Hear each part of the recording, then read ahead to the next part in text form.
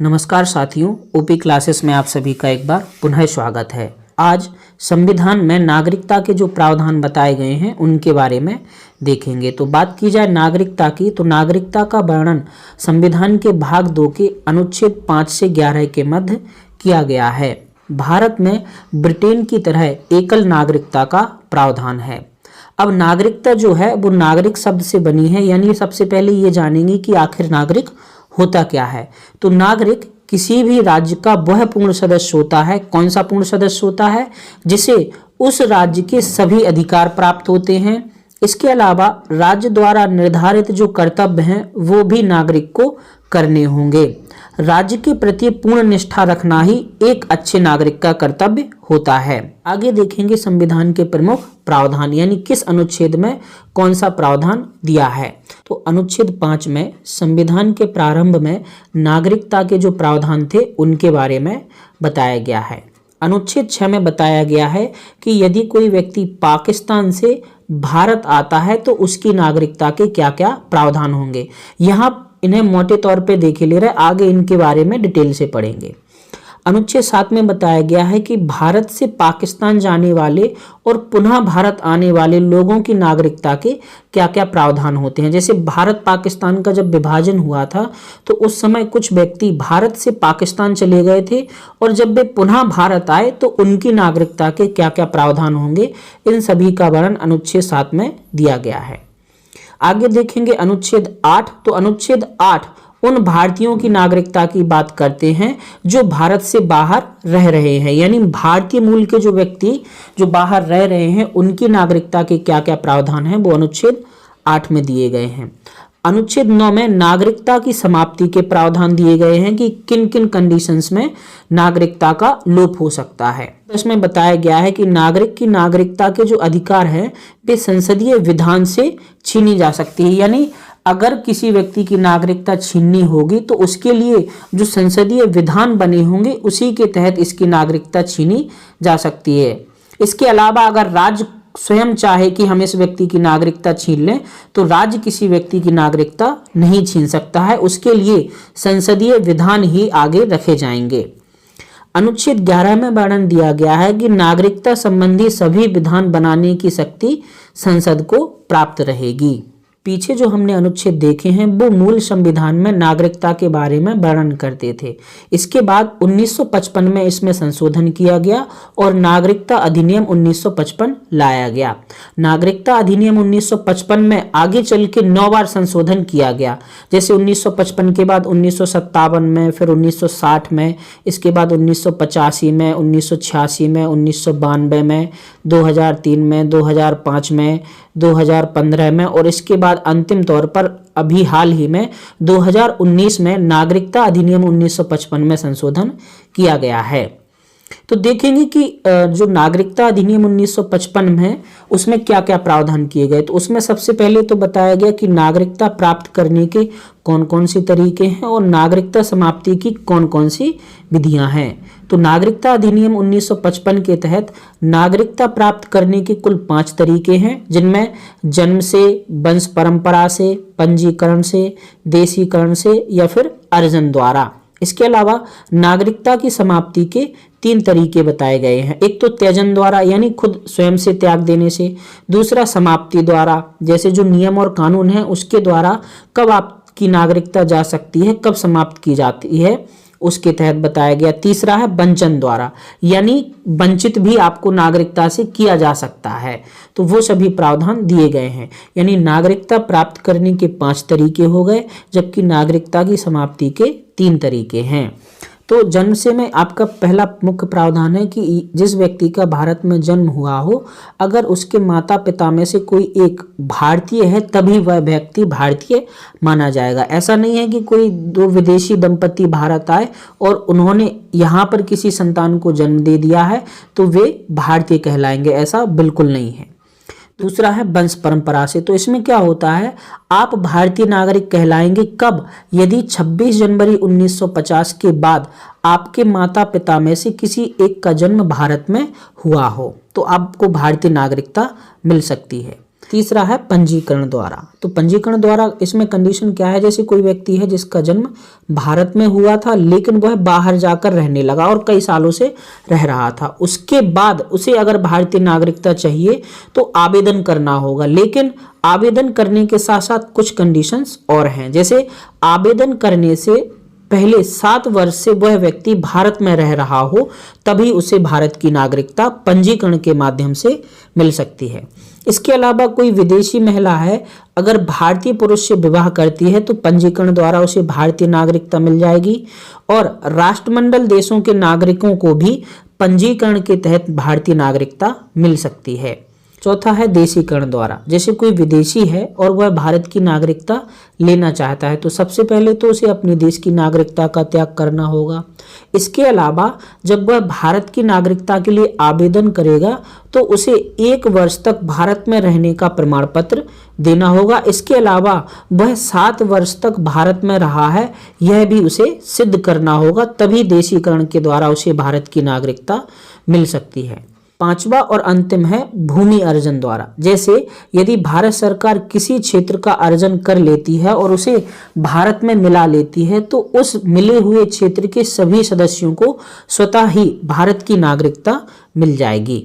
आगे जानेंगे कि नागरिकता के अंत के कौन कौन से प्रावधान, यानी भारतीय नागरिकता किस प्रकार से आपकी जा सकती है। तो यह 3 प्रकार से जा सकती है। पहली तो क्या है, अगर कोई भारतीय व्यक्ति अन्य देश की नागरिकता ग्रहण कर ले तो उसकी भारतीय नागरिकता स्वतः समाप्त हो जाएगी। दूसरा है कोई व्यक्ति भारतीय नागरिकता स्वयं त्याग दे। तीसरा है सरकार द्वारा नागरिकता से वंचित करना। अब कैसे वंचित कर देगी सरकार, जैसे आपने संविधान के प्रति अनिष्ठा दिखाई या युद्ध काल में शत्रु की सहायता की। इसके अलावा जब कोई भारतीय स्त्री विदेशी पुरुष से विवाह कर ले तो उस स्त्री की भारतीय नागरिकता समाप्त हो जाती है।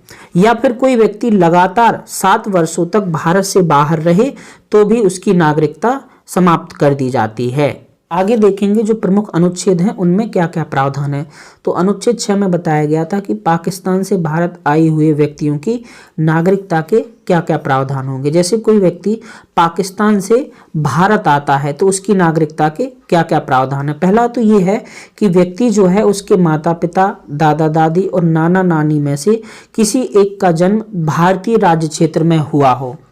इसके अलावा दूसरी है अनुमति प्रणाली भी इसमें लागू होगी। अनुमति प्रणाली में पहला प्रावधान है कि वह व्यक्ति 19 जुलाई 1948 से पूर्व भारत आ गया हो या फिर 19 जुलाई 1948 के बाद भारत आया हो परंतु उसने संविधान लागू होने से पूर्व पंजीकरण करा लिया हो, तो वह व्यक्ति भारतीय नागरिकता प्राप्त कर सकता है। अनुच्छेद 7 में पाकिस्तान जाकर पुनः भारत आने वाले व्यक्तियों की नागरिकता के प्रावधान दिए गए हैं। तो वो प्रावधान क्या क्या हैं, इसमें पहला प्रावधान तो ये है कि व्यक्ति 1 मार्च 1947 को जैसे पाकिस्तान चला गया और फिर वहाँ से भारत लौट के आया तो उसे 6 माह तक भारत में रहना सिद्ध करना होगा और अनुच्छेद 6 के तहत पंजीकरण कराना होगा, तभी उसे भारत की नागरिकता दी जाएगी। अनुच्छेद 8 में भारत से बाहर रह रहे भारतीय मूल के नागरिकों की नागरिकता के प्रावधान दिए गए हैं। तो भारतीय मूल के व्यक्ति कौन कहलाते हैं, वे सभी व्यक्ति जिनके माता पिता, दादा दादी और नाना नानी का जन्म भारत में हुआ हो, भारतीय मूल के नागरिक कहलाते हैं।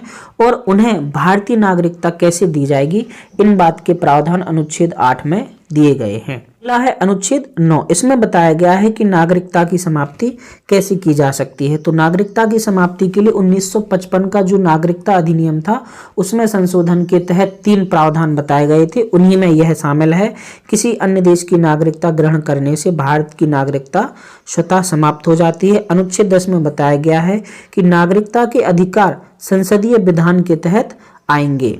अनुच्छेद 11 में है नागरिकता विधि का निर्माण संसद द्वारा किया जाता है, यानी नागरिकता से संबंधित जितने भी कानून हैं उन्हें बनाने का अधिकार किसको प्राप्त है, संसद को। आगे बात करेंगे नागरिकता संशोधन अधिनियम 2019 जो कि बहुत ज़्यादा महत्वपूर्ण है। तो नागरिकता संशोधन अधिनियम 2019 नागरिकता अधिनियम 1955 में संशोधन करता है।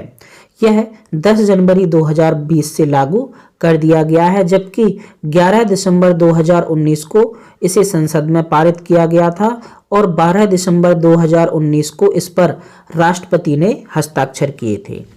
अब नागरिकता संशोधन अधिनियम 2019 क्या क्या प्रावधान करता है, तो ये 3 प्रमुख प्रावधान करता है। पहला तो यह अवैध प्रवासी की जो परिभाषा थी उसमें संशोधन करता है। दूसरा, देशीकरण द्वारा नागरिकता प्राप्त करने के जो प्रावधान थे उनमें भी संशोधन करता है।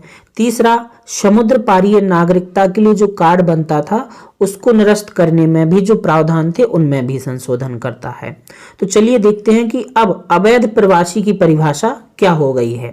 तो वे प्रवासी जो बिना वैध दस्तावेज के या फिर वैध दस्तावेज की समय सीमा समाप्त होने के बाद भी भारत में रहते हैं, उन्हें अवैध प्रवासी कहा जाता है। ये सभी देशों पर लागू होता है भारत की तरफ से, लेकिन भारत ने कुछ देशों के व्यक्तियों को संशोधन के तहत छूट दी गई है कि अगर उनके पास वैध दस्तावेज नहीं है या फिर उनके वैध दस्तावेज की समय सीमा समाप्त हो गई है, तब भी वे अवैध प्रवासी नहीं कहलाएंगे। तो वे कौन कौन से लोग हैं, तो उनमें अफगानिस्तान, पाकिस्तान और बांग्लादेश के हिंदू, सिख, ईसाई, बौद्ध, पारसी और जैन शामिल हैं। तो इन सभी व्यक्तियों को अवैध प्रवासी नहीं कहा जाएगा, चाहे उनका वैध दस्तावेज हो या फिर वैध दस्तावेज ना हो। लेकिन इन व्यक्तियों के लिए एक शर्त ये भी है कि ये व्यक्ति भारत में 31 दिसंबर 2014 या इससे पहले भारत आ गए हों, तो वे अवैध प्रवासी नहीं कहलाएंगे। दूसरा देखेंगे कि देशीकरण द्वारा जो नागरिकता देना था उसमें क्या क्या संशोधन किया गया है। पहले क्या था कि आवेदन से पूर्व 12 माह पूर्व तो निवास करना होता था, इसके अलावा लगातार 11 वर्ष तक भारत में निवास करने की एक शर्त रखी गई थी, तभी आपको देशीकरण द्वारा नागरिकता दी जा सकती थी। लेकिन अब संशोधन करके इन्हीं 3 देशों के अफगानिस्तान, पाकिस्तान और बांग्लादेश के जो 6 धर्म के व्यक्ति हैं, हिंदू, सिख, ईसाई, पारसी, बौद्ध तथा जैन, इनको 11 वर्ष ना निवास करने की बाध्यता हटाकर 5 वर्ष निवास करने की वैधता के साथ देशीकरण द्वारा नागरिकता में संशोधन किया गया है। अब अफगानिस्तान, पाकिस्तान और बांग्लादेश के इन 6 धर्मों के व्यक्ति भारत में अगर 5 वर्ष लगातार रहे हों तो देशीकरण द्वारा नागरिकता ले सकते हैं, लेकिन 31 दिसंबर 2014 या इससे पूर्व वे भारत आ गए हों। लेकिन इस नियम के भी अपवाद हैं कि यह नियम 6वीं अनुसूची में वर्णित राज्यों के क्षेत्र पर लागू नहीं होगा। इसके अलावा बंगाल पूर्वी सीमांत 1873 जहां पर इनर लाइन परमिट लागू होता है, उस क्षेत्र में भी ये नियम लागू नहीं होंगे। अब देखेंगे कि 6वीं अनुसूची में कौन कौन से क्षेत्र आते हैं। तो 6वीं अनुसूची में असम, मेघालय, त्रिपुरा और मिजोरम के जनजातीय क्षेत्र आते हैं, जबकि इनर लाइन परमिट में अरुणाचल प्रदेश, नागालैंड, त्रिपुरा, मेघालय और मणिपुर आते हैं। तीसरा प्रावधान किया गया था समुद्र पारीय नागरिकता कार्ड निरस्त करने का। इसमें संशोधन करके यह कर दिया गया है कि अब यदि आप अधिसूचित कानूनों का उल्लंघन करते हैं तो आपकी समुद्र पारीय नागरिकता कार्ड निरस्त कर दी जाएगी। हाँ, इसके लिए कार्ड धारक को सुनवाई का मौका भी दिया जाएगा। तो ये नागरिकता से संबंधित कुछ प्रावधान थे। आगे इससे संबंधित कुछ प्रश्नों को देखते हैं। पहला प्रश्न है, भारत के संविधान के किस भाग में हम नागरिकता से संबंधित प्रावधानों को देखते हैं। तो भाग 2 में नागरिकता से संबंधित प्रावधान दिए गए हैं। अगला प्रश्न है, भारतीय संविधान के कौन से अनुच्छेद नागरिकता से संबंधित हैं। तो भारतीय संविधान के अनुच्छेद 5 से 11 के मध्य नागरिकता से संबंधित प्रावधान दिए गए हैं।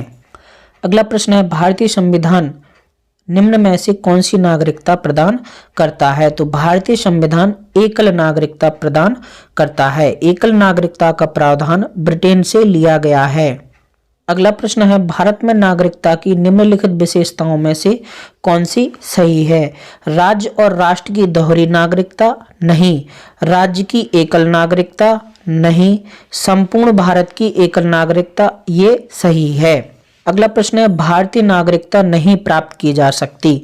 तो जन्म से प्राप्त की जा सकती है, देशीकरण द्वारा प्राप्त की जा सकती है, किसी भूभाग के सम्मेलन द्वारा प्राप्त की जा सकती है, भारतीय बैंक में धन जमा करने से भारतीय नागरिकता नहीं मिलती है। अगला प्रश्न है भारत का एक नागरिक अपनी नागरिकता खो देगा यदि वह भारतीय नागरिकता का परित्याग करता है। सही है। स्वेच्छा से अन्य देश की नागरिकता प्राप्त करता है, ये भी सही है। अगला है किसी अन्य देश की नागरिक से विवाह करता है। तो नहीं। सरकार की आलोचना करता है तो भी नहीं, यानी इसका हो जाएगा केवल 1 और 2। अगला प्रश्न है भारत के संदर्भ में निम्नलिखित कथनों पर विचार कीजिए। भारत में केवल एक ही नागरिकता और एक ही अधिवास है। सही है। जो व्यक्ति जन्म से नागरिक हो केवल वही राष्ट्राध्यक्ष बन सकता है।